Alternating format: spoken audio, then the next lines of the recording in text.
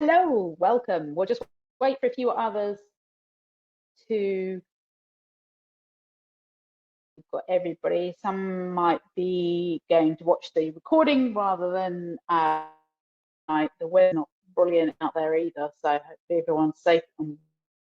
But tonight is all about resource guarding or possession issues.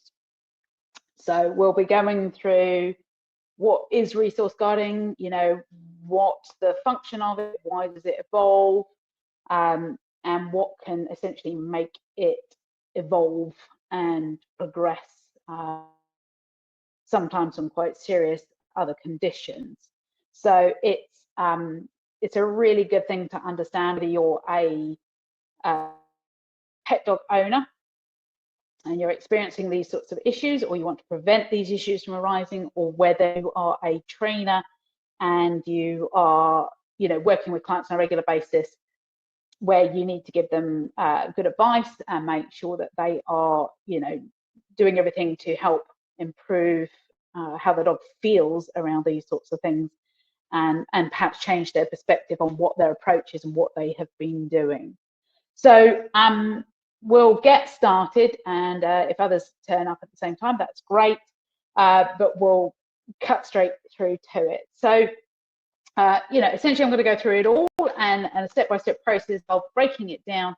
And as somebody who has worked with a huge number of rescue dogs and other dogs over the years, who themselves I live with up to 12 dogs in the household at any time, and they all live in the house.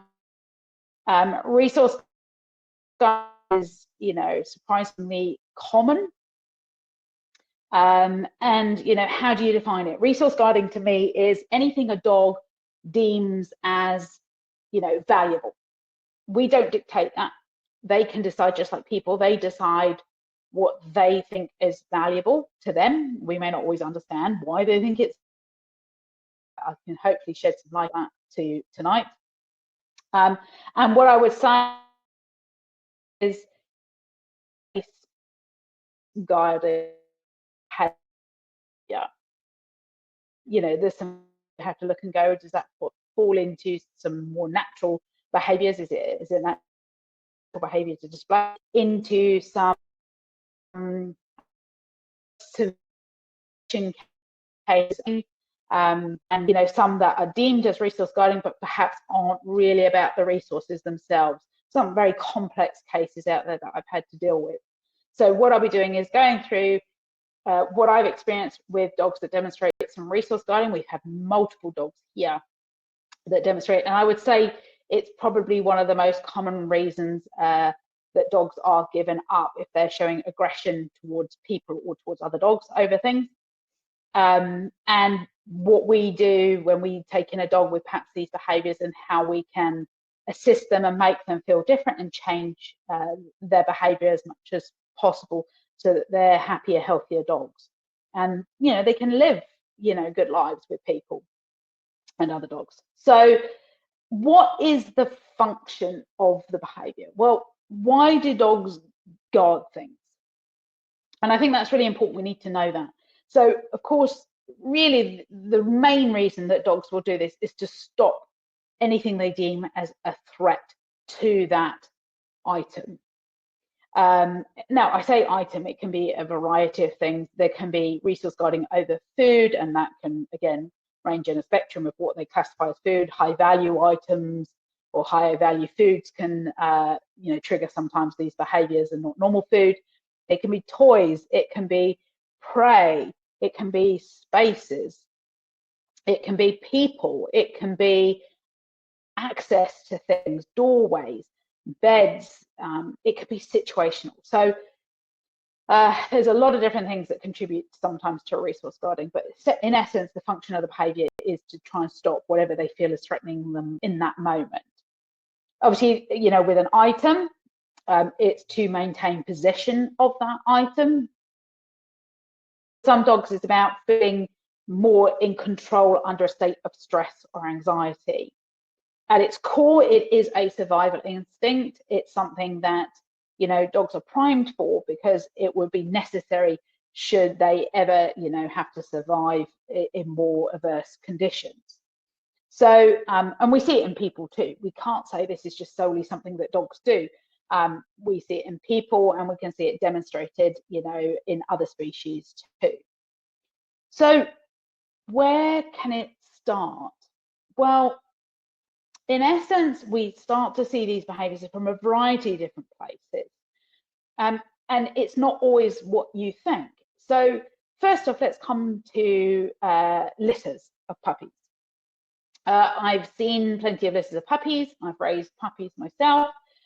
And you can see that in some circumstances between litters, there can be even some resource guarding and competition between litter mates, even at a very young age.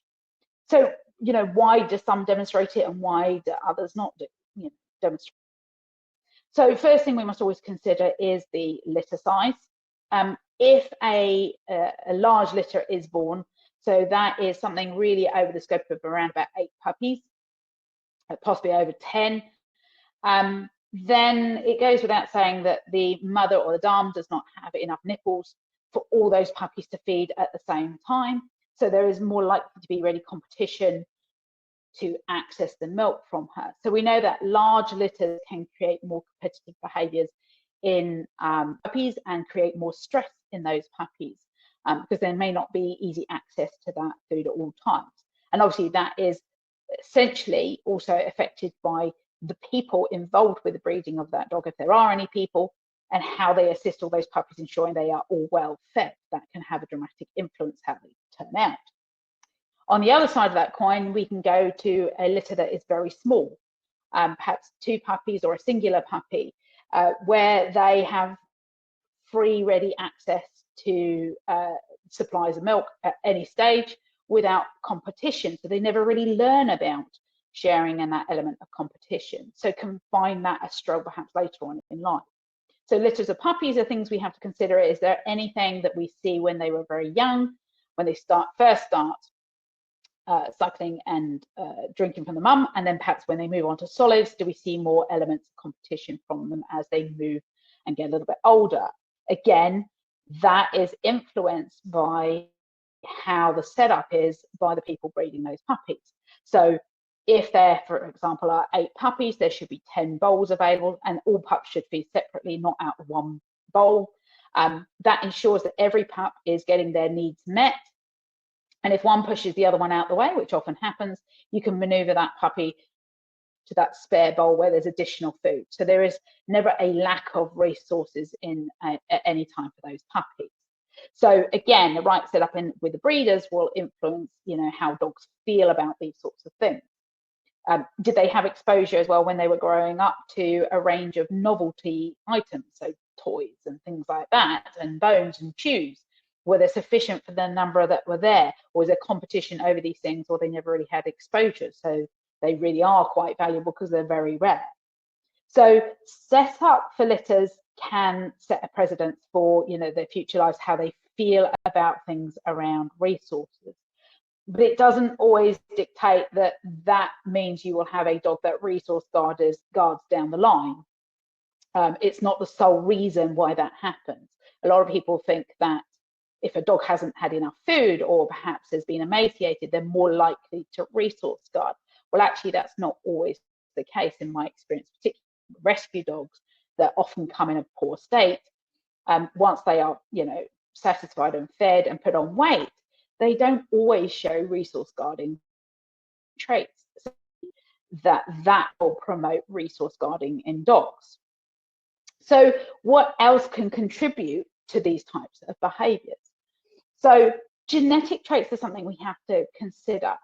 Over decades and centuries, we have selectively bred dogs for purposes, particularly for roles of work as such. And because of that, we have selected certain traits that do well in that role, in that job. So coming to mind is our gun dogs. We selectively bred them to want to hold things in their mouths, pick them up and retrieve them and bring them to us. However, a natural retrieve isn't in every dog, but a natural propensity to investigate things and carry things is often in these dogs. But we know that when they are very young, if an owner doesn't recognize those traits and know how to handle that properly, that those traits can kind of get misdirected at some point. And dogs still have a desire to hold and carry things in their mouths, but it may be something that as a human we don't deem as appropriate for that dog to have or that puppy to have. And that can conflict with that dog. So genetic traits are important when considering this. And if I go and do a case, I will always look at, what is the breed type or what's the crossbreed type. And does the dog have a genuine enjoyment of chewing on things, picking things up, or hunting things out and finding things. So that is then influenced by the actions of those around them. So resource guarding is promoted by the actions of those around them. If those actions didn't happen, so if there wasn't a response from the owner or perhaps another dog or perhaps the children or even the cat, would these behaviours develop? Well, then probably not, because it serves a function that these behaviours are designed to stop that threat, remember. So whether they deem the person they live with as a threat or not is all manufactured by the person. If repeatedly in the past they have taken items from that dog on a regular basis for fear of them swallowing it or worrying about it, then in essence the dog start differently about the approach of those people or those children or the dog or the cat. So it's purely a response to the dog being threatened or feeling threatened by something that these behaviours will evolve. So if dogs are repeatedly having items taken off them, which most commonly starts when they're puppies, for the owner's fear of them hurting themselves and swallowing something they shouldn't, then what starts to happen is this pattern in the dog's mind where somebody's going to steal something from them. Now, you and I know that in our mind, we think we're doing the right thing for the safety of the dog, but unfortunately, that's not always the way a dog feels or sees it. In their mind, you prizing something out of their mouth is very intimidating. It's very confrontational.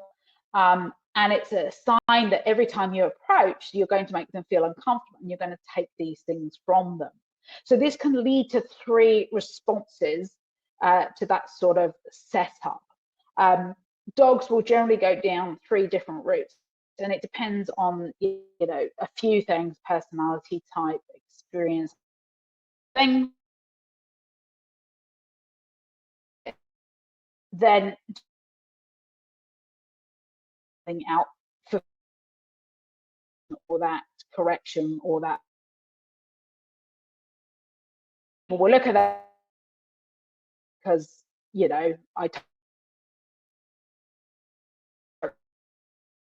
and sometimes I watch those dogs and they get more sneaky and they tend to find ways to take items you, and there's more avoidance behaviors, perhaps waiting on something where you can't reach them. I've even seen dogs burying items to avoid the owner getting this. But essentially a submission behavior is a full release where the dog will go, okay, I don't want any conflict. Those dogs where the submission perhaps it isn't on the cards and they feel that that's not going to work in their favor, in their benefit, will start to move rather than to find that those don't start fight behavior. That is some behaviors that from their point of view are more likely doing what you're doing, remove you. And therefore it is successful forcing, so they are more likely to do it again. So that's often where a resource guarder is born, is through the act of the threats in their mind repeatedly offending them, and they feel they have to up the ante, and that they will take it to the next step. Now that normally comes a certain point in their age group. And again, I have seen it in very young dogs too, a very young puppy falling over things. So these are things that can get rehearsed, and if you don't know what you're doing, you can inadvertently make it worse. So dogs will choose either submission, a response to this. They will either guard the item, and the other one that dogs will do, which is a condition called pica, which is to prevent you from taking the item, and they don't want to have a foot over it. They will start to items, and that pica is a condition known for swallowing foreign objects. So that does fit into often the resource guarding side of behavior as well. Again, it depends on the type of dog and what they've experienced and what they find is successful. Remember, they may pick up a stone and you're like, oh my God, it's a stone, it's really dangerous. But to them, it's of interest, and your response to that item and your behavior may be extreme to them, that they may feel that you must really value this thing that they have in their mouth.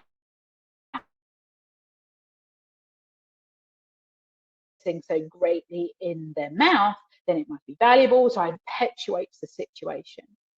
So it's super important to make sure that your behavior is extreme, that inadvertently you're creating the very best. But coming, so on top, we must look at things like do dogs have we talked about genetic traits. Some dogs are more likely to develop these sorts of behaviors, but also is personality a part of this. Some dogs naturally are more competitive, so that may mean that they are more likely to want to keep control of these items. It doesn't mean that they're necessarily being more dominant of you, because it's always situation and context based. But it just may mean that they really enjoy something and they just want to keep hold of it and keep that going as long. And personality as well comes into this, that perhaps it's not necessarily on that side where they're very confident and competitive. Actually, the majority of resource guarding cases I see are not that at all. The majority of dogs that I see that are resource guarding are generally very insecure and quite anxious dogs. And they find a need to control something to make themselves feel good and feel better. So the act of taking possession of these things and feeling back in control can be highly rewarding for them and make them feel a little bit in control of their lives if the rest of it feels out of control. It's important we look at, and do a baseline test on the personality of the dog.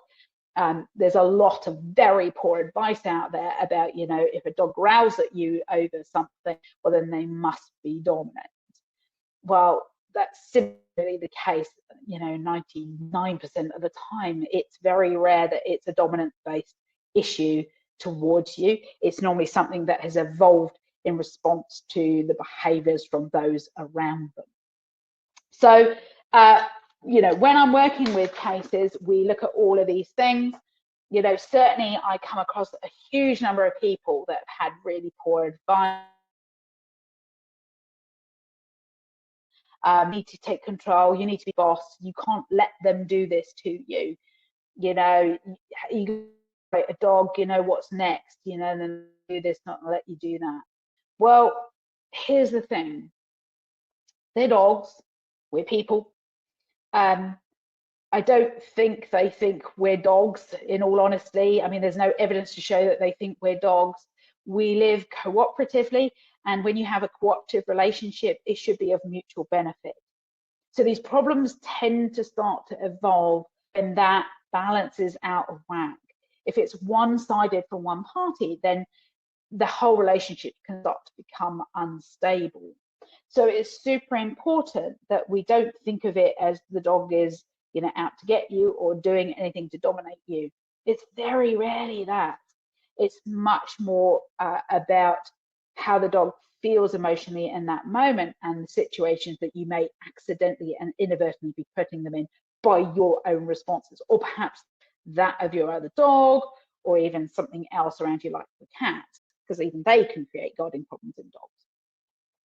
So the example I use is, during COVID, we saw this with lots of people, which is, they started acting out of character.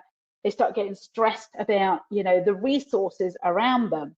And the classic one was people going crazy over, the toilet roll. Well, for many of us who are pretty secure people, we all knew that there was probably going to be enough toilet roll. There was no need to rush down to the supermarket and panic and fight with somebody in the aisle about who gets that last roll of toilet roll. However, you can see that that evolved over a period of time, and lots of people's anxiety about the whole situation of COVID, that feeling of nervousness and out of control, meant they felt like they needed to do something to feel back in control, to prepare for that worry and that anxiety of something that might happen. And so their behavior became extreme and intense and generally out of for those types of people. But no doubt those people probably had underlying anxieties and worries driving those types of fear. So when we work with dogs, we must never forget that. What is driving these behaviors? What's at the core of this? Does the dog show signs of anxiety and worry in any other ways? Because that's your ticket to understanding perhaps what's causing these. So learning about stress in dogs, anxiety and worry is key in understanding resource guarding. If you're not worried about those reasons, if you're not stressed all the time and anxious, then you're unlikely to show, or demonstrate these types of behaviors. Certainly being overtly aggressive and assertive with these types of dogs will not change their behavior in a way that's going to be a positive outcome for all of you. A lot of dogs that have been handled inappropriately the wrong way in these situations, as they mature and as they get older, find ways to still maintain that level of feeling in control of their lives.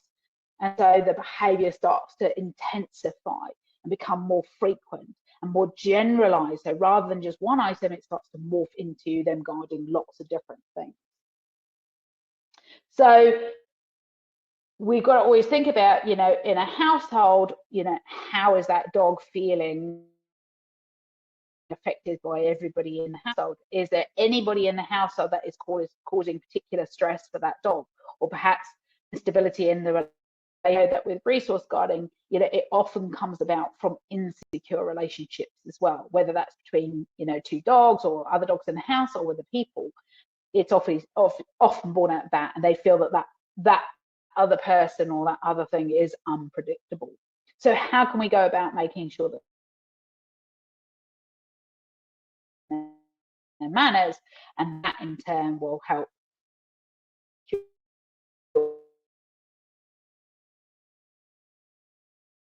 multi-dog homes. Multi-dog homes are important. The minute in a home, in a multi-dog home, to live together, we've confined them in a space, and so they understand that this is a normal situation a dog would know. So the stress of these resources, or perhaps limited resources and access to resources, can intensify these types of behaviors. Now, again, this comes back to personality type. There are many dogs that live together, absolutely fine, very rarely without conflict. Circumstances, that there's an amicable understanding between those dogs that they've worked. A dog that's very passive, it just will go, okay, you have it. I'm really not worried about that. You just take it. It's not worth the conflict or the stress about it. You just take it. And so very rarely will you get any major conflict or bickering or leading to any fights in those scenarios. However, if you've got a couple of dogs that are both highly anxious or worry about things, or potentially more, competitive, then we're more likely to see some conflict, rising, between them in a constraints of a household, particularly where we control most of their lives, with access to food and where that comes and to what quantity and when that's fed, or you know, when they get to play with toys or how often they get novel toys. So these are all sorts of things we have to consider. You know, we talk about resources, and Rick's just asked here, you know, about jealousy between dogs over affection. Well, yes, humans can absolutely be a resource. Remember, a resource isn't necessarily something that, you know, is valuable. It's not necessarily, you know, it can just be something that makes them feel good, and they want that something that makes them feel good to last longer. So if affection is something they highly rate, and then something else, you know, comes in and cuts in and says, I want a piece of that, and they're not finished yet, then yes, it cause some conflict between them. So classically, what I see in a lot of homes is a pre-existing dog having a, you know, already has some resource guarding behaviors. Perhaps they've demonstrated it already to the family, or perhaps they may even demonstrate it out and about with other dogs, or perhaps dogs that come to the home. That behavior has not been, you know, worked on in any way to make the dog feel better. And then a couple of years down the line, the people get a second dog. And I get it, because a lot of people want a second dog, but that comes with some great concern, because the pre-existing dog now has even more competition. It has never been educated or had systems put in place to make it feel more safe and secure, and advocated for around these things, and make it, you know, feel differently around them. So now additional dog has been put into place, and that can cause a lot of strain on the relationship, and can exacerbate the problem. And people wonder then why the old dog is, you know, so nasty to the young dog. But of course, this is a behavior that's been established there before, and it's likely to react in a way, you know, negatively to that dog over a period of time. And that can become a real problem for that younger dog, learning about how other dogs are and how safe they are and how they respond to different things. And it can lead to that second dog also starting to develop some resource guarding behaviors in response to that first dog. So if we don't manage things correctly in those situations in a multi-dog household, things can unravel quite quickly, particularly as that younger dog starts to mature. So it's super important that when we work with any dogs for resource guarding, we have a clear understanding what's driving the behavior and what systems we can put, management systems we can put in place to reduce that conflict for that dog. And we'll come to that in a minute. But we also need to understand, you know, those personality types. So if you are going to get a second dog and you're guarding, you've got to make a decision. Is it going to help or make my existing dog best? There's a lot of people I know who've got a singular dog, would love a second one, but my advice is, you know, your first dog really doesn't want to live with another dog. He's happy on his own. It will bring out the worst in him, not another dog to bring out the best. But that's not to bring another dog into the home, but you've got to be very careful what sort of dog you bring in. And if your pre-existing dog is worried about things, then it needs to be a dog that really has no interest. Very unlikely to conflict with that. Now, that's hard to judge with a puppy, but it is easier to judge with an adult dog, that you can get a sense of what their personality is like. And so sometimes that's a better combination, because you may be able to set it up better if you're going to get a second dog. But I also need to talk about what is normal in resource guarding, as opposed to something that is evolving and becoming a little bit more extreme and really becoming, you know, a behavioral issue. So resource guarding is a natural behavior. And I see it in my household between dogs.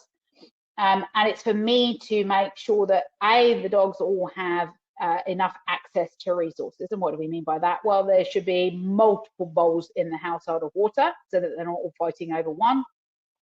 There should be access to a variety of different places for them to access resources like toys and chews and things like that, if I'm going to use that. And there should always be enough, so there's less arguments over sorts of things.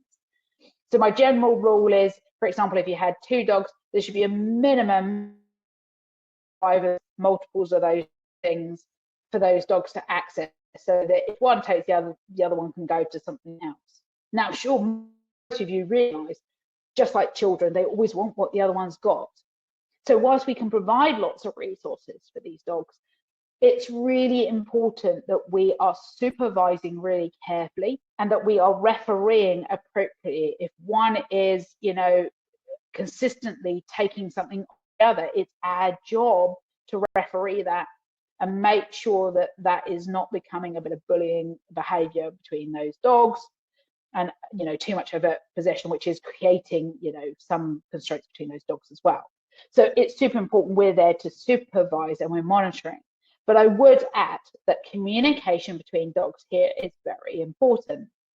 In my household, my dogs will communicate over resources on a very regular basis.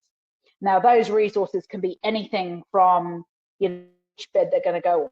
So we have a lot of dogs here, but we have a huge number of different areas that they can rest. So if they want to take themselves away from something, they can. If they want to be involved, then they can, but they can generally get space. And I often watch dogs and they'll rotate between, different areas of the room and different beds, depending on the response of the other dog or what they want in that moment in time. Other resources can be things like, we said about people, who gets access to the person. There's no doubt contact with people and affection and attention, are highly rated and sought after for some dogs, not all dogs, but for some dogs. And so that's something that they don't want to give up. So it's, again, really important that we can ensure that there is a system in place where the dog that's having contact with us, any dog that approaches, can be positively moved away. I ask them to go away and wait their turn until I'm satisfied that this dog has had enough attention, and then we can switch over and ensure that other dog then gets the attention and the affection as well. So again, manage, but there will be some dogs. I don't get too worried about a little bit of competition over things, but I have arousal in my dogs, because if they start getting too stimulated, too hyped, too aggressive or vocal over something, not really aggressive, but displaying that's when I will intervene, because if I escalate, it will tip over into something more significant. Then we get major bond household, but in essence, I make sure that I'm watching all the time and I am intervening necessary and reducing that level of arousal whenever I need to. And that's just by interrupting. I might stand up, cut between the dogs, encourage them to move apart, get one to come move further away and come and get something else, or pick up some other sort of toy or something like that to disengage one of the dogs. I do teach all my dogs a few things that means I can disengage them, and a hand touch is one of those, and we practice that on a regular basis, so that if I say the word touch, most often those dogs will turn around and come touch my hand, and I can dissipate a lot of things going on in that moment. So it's important that we understand what is, a natural, normal level of resource guarding. I wouldn't expect, multi-dog household to not have.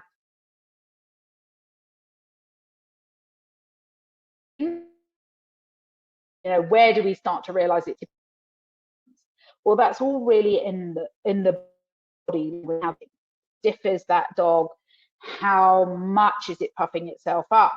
Is it prepping itself by what's its eyes doing, its tail? All of these things mean that there's and then there is genuine concern and real conflict. Important that we can that on behalf of those dogs if we need to. Now, if I bring a dog in with an own bite history, perhaps to people or other dogs with resource guarding, then I wouldn't set whilst I work with that dog and building a relationship and building a few different systems into them where they willingly want to create some other behaviours or alternative behaviours, which I can then apply to these sorts of situations. So for some of my dogs that guarders, they may not meet, that for good, take it incredibly so. They may see visuals of each other, perhaps through the window when another one's being walked, but I wouldn't necessarily do a meeting straight off or bring them straight into the house. and expect them all to get on. That's just simply going to ask for. So it's these or another dog, then the first thing we must always do is set up, good management. So that is safety protocols to not just protect the people or the dogs. It's a case of making sure that the rehearsal is reduced as much as possible. Remember, every time they rehearse this, it is getting reinforced because it's generally effective. It stops that threat. So when I bring a dog in, perhaps for resource guarding issues, and I've got to integrate them into the home, the first thing I do is give them their own area. They will be separated in that area, and I will use fencing panels, and, baby gates and things like that, so that the dog has its own space and can get some from those others, and I can manage those others. And essentially, all the dogs have their own space, so they all have their own bed or crates. Share and fight over, who's going to lay in the best spot, and make sure they are all comfortable and they all have their own space too. And some dogs need more space than others. So some may be able to be positioned, near each other or next to each other. Others may not. So it's all in that setup. But over a period of time, I can integrate and make them feel better around each other by doing a few different things that make them feel differently about somebody or something approaching them in these particular scenarios. So when we come to things like food aggression, that is dogs that are aggressive over general food. So that could be their kibble, it could be whatever you feed them on a regular basis. They have demonstrated some sort of food aggression. So this is not high value stuff necessarily. The dog is, worried about this sort of food and has in the past felt that anything coming near it is going to take it. And that is a huge issue. Now, where can that be born from? Well, there's a horrible little bit of advice out there, which is in order to stop food aggression in your dog, you need to put your hand in the food bowl. This is, I remember when I worked, at Battersea Dogs Home, nearly 20 odd years ago, the advice was kicking around then. It never made sense. Why would you put your hand in a dog's food to see whether it's, you're provoking it, whether it's going to react or not, and then make a decision about its character and its personality based on that? I mean, gosh, if somebody started poking their hand in my dinner and stealing my stuff off my dinner and fiddling around with it, as a personality type, I have to say, I would probably draw the line and tell them to get lost and stop doing that. And that's what these dogs are doing. So that bit of advice is incredibly damaging in dog-human relationships. And it's something we never advise. Promotes food aggression, doesn't help food aggression. It makes absolutely no sense whatsoever. However, if every time I put my dog's food bowl down, every time I approach, I put extra in there, there's a bonus, or there's something extra yummy that goes in after I put the main food bowl down, that dog will start to learn that every time I reapproach, even when they're eating, it's to give them extra supplies, bring them something extra. I like to call it room service. They get an extra bonus with my approach afterwards. And that emotionally changes how they feel and that they are not worried about the approach. However, we can't go straight into that with a dog that is already demonstrating resource guarding. If you do it straight off the bat, the dog already has formed opinions about what people are going to do when they approach the food bowl, and that is not safe for you and it's not safe for the dog. So how can we create systems that change how the dog feels around these sorts of situations? So for me, the best method I use is bowl approach. I generally set up 3 bowls in a large triangle, and I will have allowance of the dog's food for the day. And if they're having kibble, it makes no odds. You can still, you just have to portion. And essentially what I do is I will drop a bit of food into one of those bowls. The second it's hit that bowl, I will move away and move to the next bowl. Now the dog will naturally go to the first bowl. Now the distance between these bowls is really critical based on the level of aggression within the dog. So sometimes I will space them out, quite a few meters apart to allow me time to move between those bowls. For other dogs, they can be a little bit closer together. But essentially, the minute that food hits the bowl and the dog's already on my way to the next bowl. And then just as the dog finishes eating that food and lifts its head, I want it to see that I'm putting food into the next bowl. So I drop the food into that bowl and then move on immediately to the next bowl. So I will rotate in a triangular fashion between these bowls. And I will repeat this multiple times every day. And every day I do this, the dog starts to realize that when there is food present, I move away and it gets access to the food. Now, a lot of people will argue and go, well, that's a form of submission. You're letting the dog eat because you're moving away. No, I'm not. What I want to do is build a system of trust that when there is food present, I am not conflicting the dog and I will move away and I don't want any conflict. Now, I have to do that first because I have to make the dog believe that I'm not going to do anything to hurt it. In fact, I'm going to keep delivering more food in a non-conflicting way, and it's going to get access to that food. Now, once I've done that, maybe for a week or so, that system of drop and leave between each bowl, I will start to then increase the length of time that I stay near the bowl where they're eating. So I'll drop the food, hover for a few seconds whilst the dog leaves. Over a period of time, over a period of days and weeks, I'll start to increase the length of time that I am staying with that bowl as I drop the food. And I may replenish that same bowl a few times with me present by the bowl.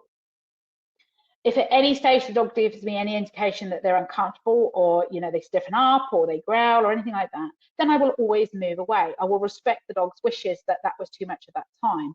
And I will go back a few steps to, moving on around those bowls and not having so much length of time around the bowl that I'm delivering the food to.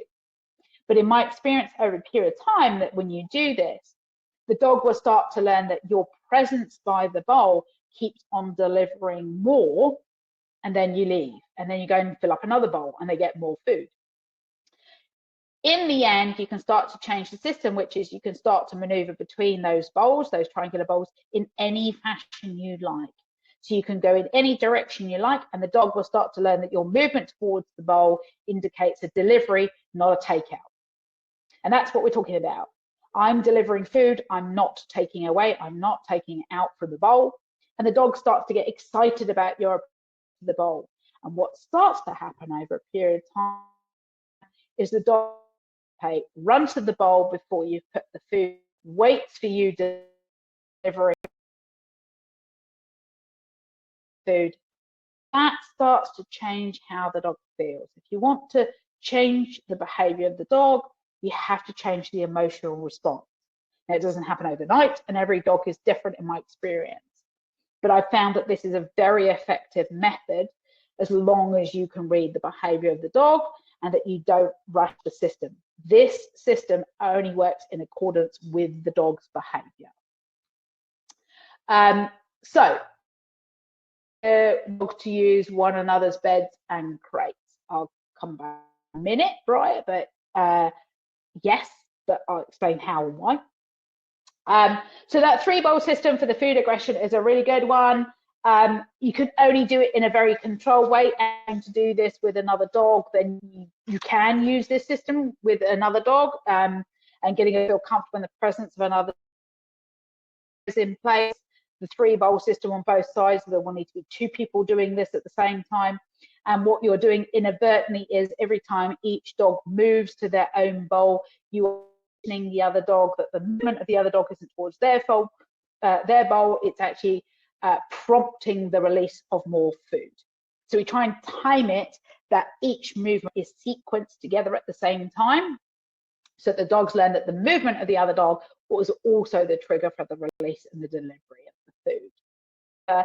My advice would be is if you've got quite a bit of dog-to-dog aggression in the home, then this is not something for a pet dog owner to do. I would advise on getting a professional to help you with this sort of stage, okay, to do this.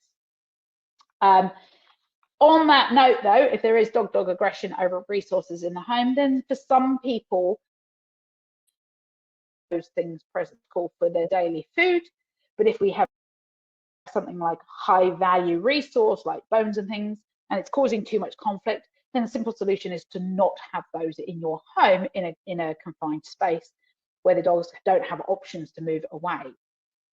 However, that's a bit of a problem sometimes, because if you don't educate them how to behave around these things, they may find something one day when they're out and about, and you may have conflict over it.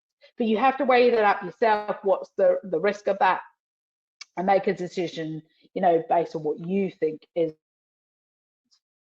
So that brings me to high value guarding. So what do we mean by high value guarding? Well, high value guarding essentially is, you know, what a dog really values at that top tier. Snow, who's a dog that we took in at 6 months, had been fostered by various homes. He'd shown quite a bit of aggression over resources, a little bit of growling towards the children in the foster home. He had terrible, really severe separation anxiety stuff going on. But the resource guarding was the thing that we discovered first, because the first day he arrived home, there was a bit of fluff on the carpet. My partner went to pick it up, and Snow flew at his face.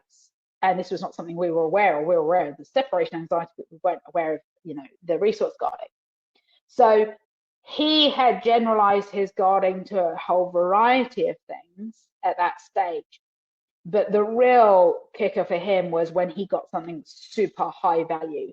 So if there was anything like any bit of chicken carcass or a bone or a dead animal, a bird or something, then for him that really was highly valuable, and he meant business. Yeah, there was no question, even a young dog, that he was, you know, not prepared to use his teeth, you know, and his size to stop you from having those sorts of items. So, you know, how do we work with dogs like that? Well, if it's a dog that's demonstrated for a while, the first thing I recognize with a lot of owners is that they have repeatedly used the word leave. Now, the word leave, it can be said mainly in a quite confronting way. It's quite hard to say leave in a happy, jolly voice. You're more like to say leave. You know, it's much more tight and a quite aggressive sort of sound. So the problem with the leave cue is if it hasn't actually been trained the right way, in a positive way, with an exchange system, the word leave can actually be as good as a growl from a human, and it can create more conflict. So often with these dogs, the first thing is I'll ask the owners and say, how often do you say leave to the dog when he's got something? And it's very commonly used all the time in a confrontational way, an intimidation way, to get the dog to release something. So the first thing I do is I don't use a leave cue. A lot of people will say, well, you need to teach the dog how to leave a bone or something like that through a system of victory. The trouble is that word or that cue has often become poisoned. So it's not any use. Now, we could teach the dog to let go of something, you know, and there's two things. To me, getting a dog to leave alone is different to getting a dog to drop something. Getting a dog to leave something alone says we don't want you to go near it or touch it at all. Getting a dog to drop something is something they've already got in their mouth and they need to release.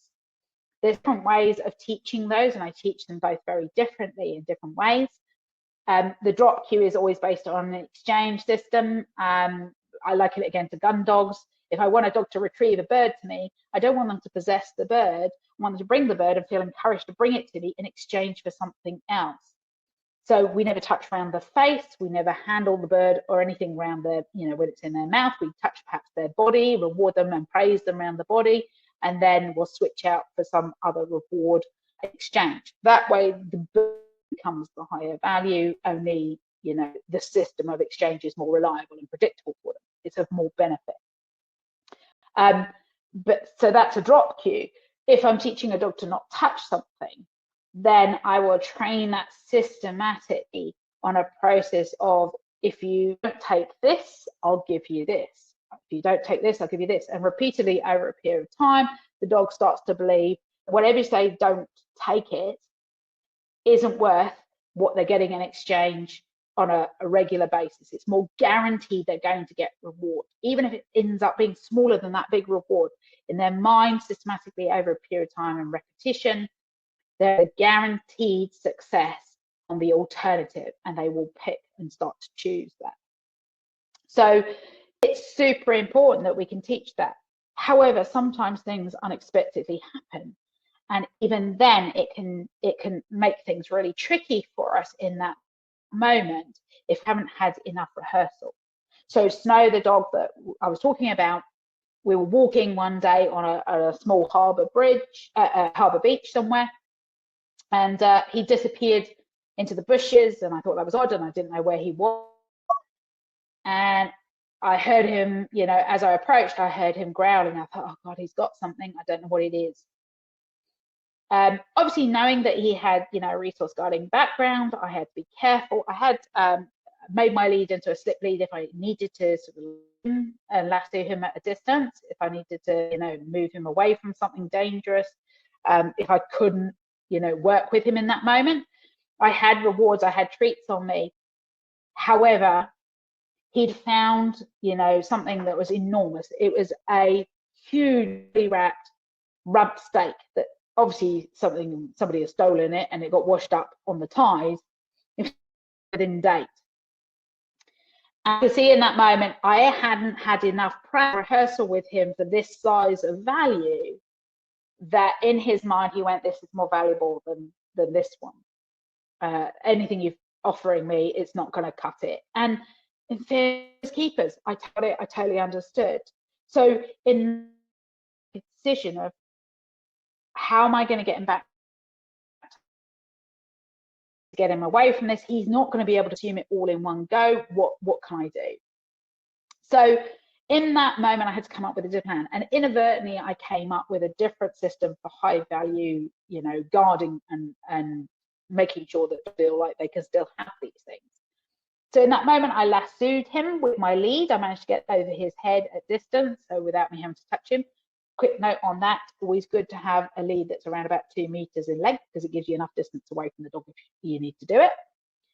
And I managed to get it over the whole piece of rump steak as well. And I decided in that moment that he could keep it. It's not a big deal, and that was the key. He got it. It was an amazing find, and if I was him, I'd want to keep it too. So at that moment, it was a very heavy, you know, piece of steak, and he realised it was quite heavy after a period of time. But I wanted him to keep going. Yeah, we'll take it home, and then I can slice it up and use it over the next few days. So every time he started to get tired, you know, this huge, massive, weighty, you know, big lump of massive steak, he wanted to drop it. But I knew that if he dropped it, he would get worried again, and he would go back to sort of growling over it and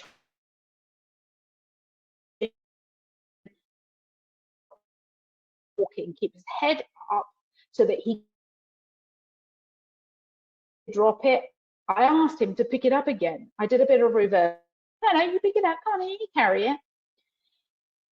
It didn't take long, interestingly, for him to start to realize that I wasn't going to take that steak off him. In fact, I was asking him to carry it for me and for him and to take it back. In the end, we got back to the car, and he was quite tired carrying it, and I could see he was still a little bit worried about it. But just before I put him back into his crate in the car, he voluntarily released it into my hand. Over the period of the walk, he'd realized I wasn't threatening him, and I was saying to him that he was going to have it. And what we did was, over the next few days, we did a period of exchange. I let him chew on the whole, you know, part of the block, and aided him in that chewing of that steak in one hand. And then in the other hand, I had a piece that was cut off, and that was a bit that was more ready and easy to eat. So he got to eat those pieces more freely. I made it easier for him from this piece rather than the big chunk. For a period of time, to ignore the big chunk and always go to the hand that had the smaller pieces that were more digestible and much easier to consume. Now, from this, I held this with, you know, big bones too, cannon bones. Always holding one, letting the dog chew easily on the one that I was holding, rather than the one that, you know, they couldn't put down on the floor. I kept them on lead and they couldn't drop it to consume it, because they need to put it on the ground to put their paw on it to rip it apart and chew on it. So I made that almost impossible for him. The one that was in my hand was easy to chew. Now, over a period of time of doing this with Snow, he started to realize I was the aid to him chewing on these bones and also getting the marrow bone out of them. And so he started to bring me these bones. Now we don't have any issue with really high value bones around us. In fact, if he finds anything or digs anything up, the first thing he wants to do is bring it to me to get me to help him so that he can eat it. So we can use a little bit of reverse psychology in these sorts of situations. Briar was asking here about, you know, is it okay for dogs to use one another's beds? I'll just come back to that quickly. I have multiple beds. They have, you know, beds they go into at nighttime, they're crates, and then in the living area there are multiple beds, you know, open beds they can choose, and a sofa and so forth, depends on the rules in your house.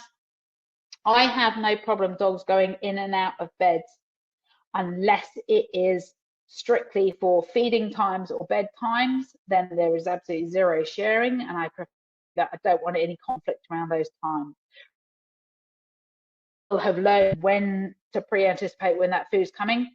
So 45 minutes prior to feeding, I wouldn't let dogs go into their feeding areas. Depends where you feed your dogs. I feed my dogs all in their individual crates, so there's no conflict. They have their own space. But again, if there's a feeding area somewhere in the house, again, I wouldn't have, you know, any dog lying by that feeding area beforehand and preempting it. But something you need to monitor. Dogs can absolutely share beds. But if I see repeatedly one dog getting pushed out by another and then finding it hard to rest somewhere, then that's something I would probably intervene and monitor and make sure that that's not causing any resentment or conflict between those dogs. People will say that's natural behavior. One is pushing one off the other dog's resource. Yes, okay, it depends on the relationship between those dogs. Is there one that's more passive than the other? In which case, it's probably not a problem. But if you've got two dogs of sort of similar personality levels and types, then that can over time build, you know, conflict. So it's something I monitor, particularly something I watch with teenage dogs. I probably quite give my young and teenage dogs the access to things that might, and that those young dogs to give those dogs a bit of space. It's not a hierarchy between my dogs, but that is very dynamic on a daily basis and in accordance with what's going on and what, you know, what resources are available. But in essence, I just want my old dogs to have a quieter life and have a bit of respite from these younger ones. So it's something I would monitor and just observe and just make causing conflict between the dogs. So we talked about, you know, the value of it out things, but we've got to make sure that doesn't tip into coercion and bribery. I see that on a commonly in a lot of behavior cases. You tried, but it's become something a little bit different and goes to the dog because it's learned a system of, well, I've got this, I'll sneak that treat and then I'll go back and grab that again. So it has to be a very clear system of exchange. That release of food only comes when, you know, the item back from them afterwards. So I would do multiple rewards after that point to build the value so that they almost forget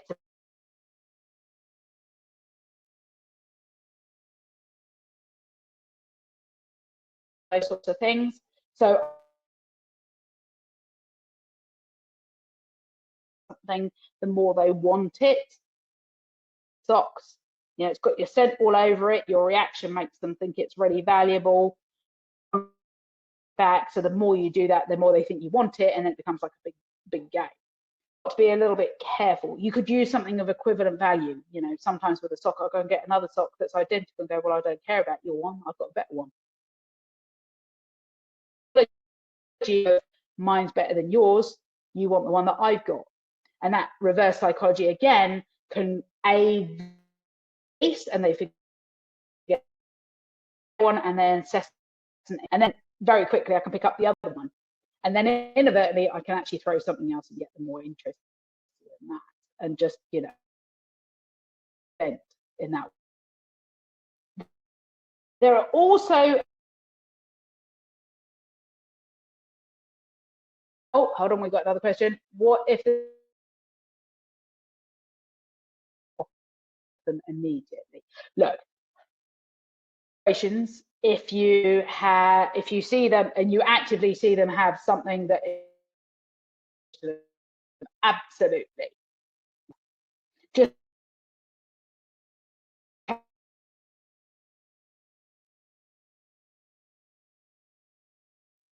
then your drop cue will save your dog's life anyway. You won't need to process it out of the mouth. If you say drop, they should spit it out. Irrelevant.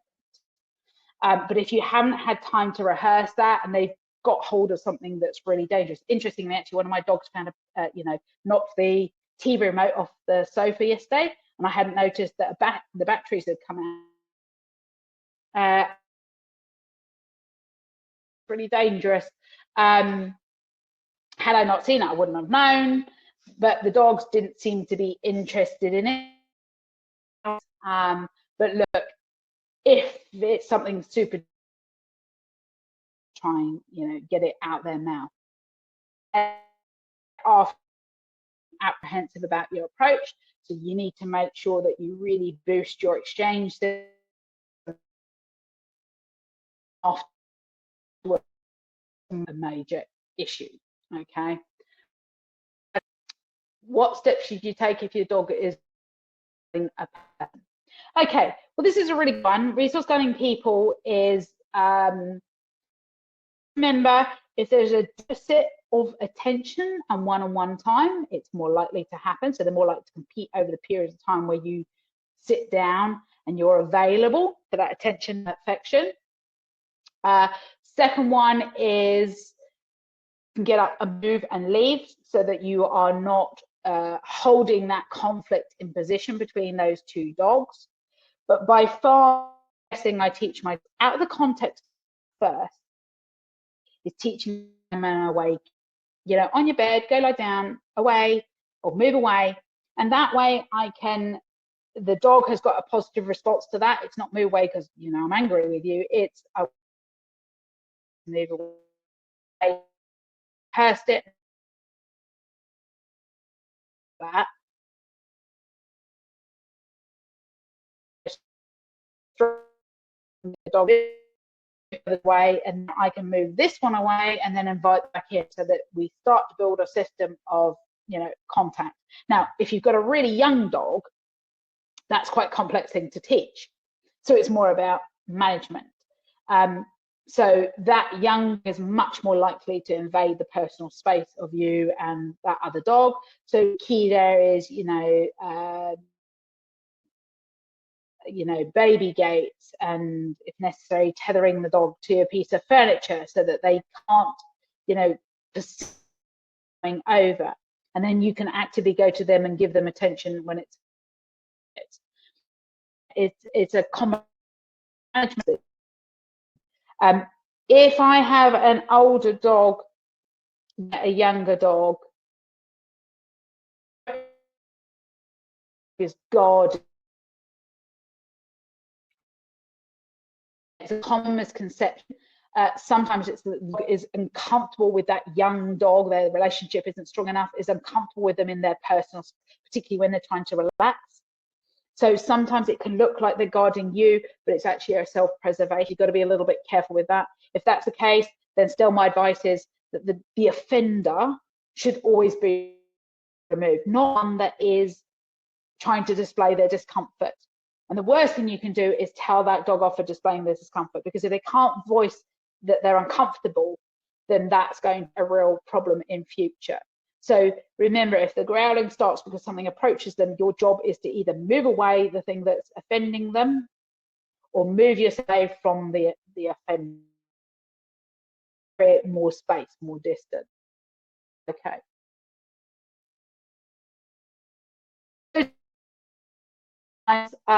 Resource guarding doesn't like God, toys, food, things like this, more standard stuff. And we find through these systems of teaching them about a different, when I approach, or perhaps you guard your toy, I'm going to give it back to you again. They start to realize that you're there to help them, not to take things away. But there's certainly a few dogs I've had where they just do not fit this brief. However, they do show is. One of the dogs in our care, Ozzy, is a really interesting case study. He's a bearded collie who came to us over a year ago. And here's a dog so extreme. He was, guarding the bowls, sometimes the water bowl, but not all the time. But guarding spaces, and so not just areas of the house. It was, the deck, specific points, not letting the husband into the house. So guarding become incredibly extreme. Now, he was quite a complex case. He'd lost his mother at 3 weeks of age, the litter had. So stress, was a huge factor. Diet was a huge factor in those moments, and his immune system. He came with lots of problems with his gut and things like that. We didn't know whether that was anxiety. His true, and we've done lots of pretty serious resource guarding, behavior modification with him. Something we added into him, I have to say, was getting him to comfortably move away from stuff that he was guarding. So we used a hand touch system, which would, to us away from the object, and then progressively we could move further and further away, and then he takes going away and outside as the better option for him, where he feels less conflict over something. But fascinating in that he doesn't guard stuff every day. He tends to guard things that are novel and that are a worry to him. So something arrives in the house that he's not seen before. So here's tips into a protection side of things. I don't know what it is, therefore nobody should go near it. So it's not always resource guarding in the sense that's mine, you can't have it. His flips into the it's not safe, nobody should go near it. And then other times his appetite is poor, he doesn't always want to eat. Worry about the food still being present. He doesn't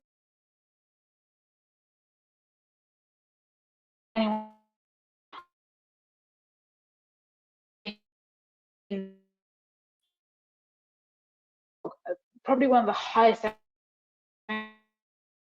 ever had in our must say, the trainers and other people as being very dominant in his character and behavior, and therefore that's the stance that the surprise that the relationship completely broke here, and we took him in to assist him because we could see that there was just suffering from this in that household. Now we've worked with him, now we've seen what goes on. His anxiety is what drives his behavior. His need manage things that he finds worrying and protect us from them, or perhaps take control of sometimes of these items. It makes him feel better.